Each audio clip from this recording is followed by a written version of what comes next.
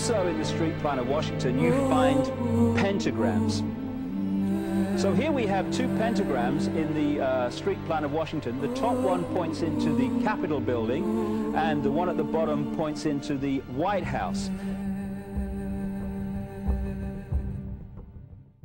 This is a political building, so we're told. In fact, it's a temple to a secret society, built by the Freemasons to a specific design, Congress, the Congress building.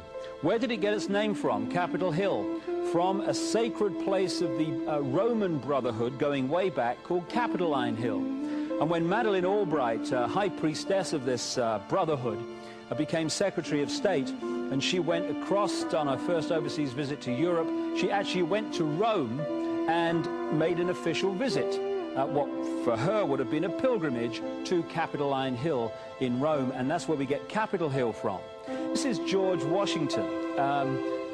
In the last century, they decided they didn't have a decent statue of George, so instead of getting an American to produce one, they ordered it from Italy, from Florence. And when it arrived on the dockside, people were staggered, because here was George, the first president of the United States, depicted naked from the waist up with this cloth over his Bill Clinton's, and then pointing up one arm, pointing down the other. What's going on? Unless you realize where these people are coming from, it's inexplicable. Well, if you just hold that in your mind, arm up, arm down, naked from the waist up, and then Bill Clinton's covered in a piece of cloth, well, this is where it's coming from. This is the ancient depiction of the compilation of the negative force symbol that the Templars worshipped, or the high-level Templars worshipped anyway, called Baphomet. And this is why they depicted George Washington in that way.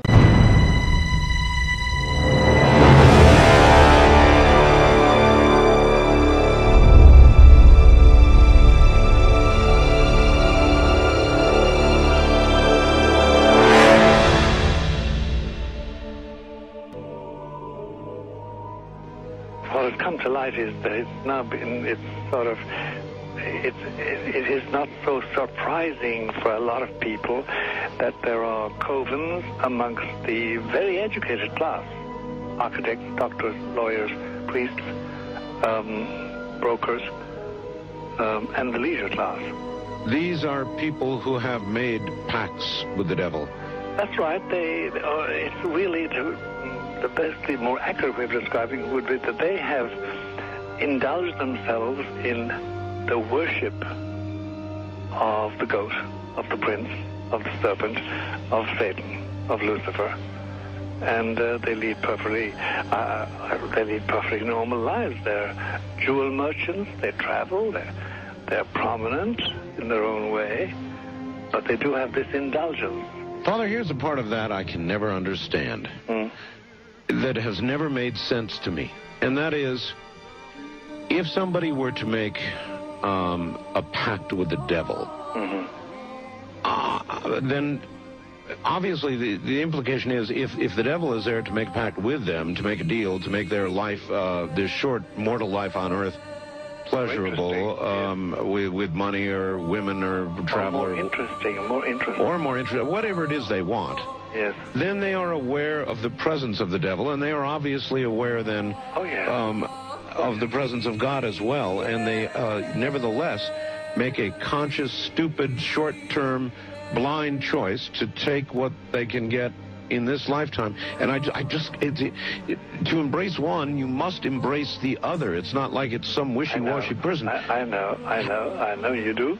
It is a very not easy to understand, except when you talk with them, when they let their hair down and peel grapes, as we say, and when they're on their way to being cured of what or healed is the proper word. You find that there's an exhilaration and a satisfaction which is both sensual and sexual and mental when they really indulge in Luciferian worship. There is a peculiar exhilaration. Like a drug, then? Yes. Yes, it's a peculiar exhilaration, and of course, the godly instincts in us all, the angelic in us all, because we all have something angelic and something godly, besides everything else, a lot of other negative things, that is quenched, and you find in them a horror of anything what we call sacred and holy or sacrosanct. But the idea of the idea of the sacred, of the awesome.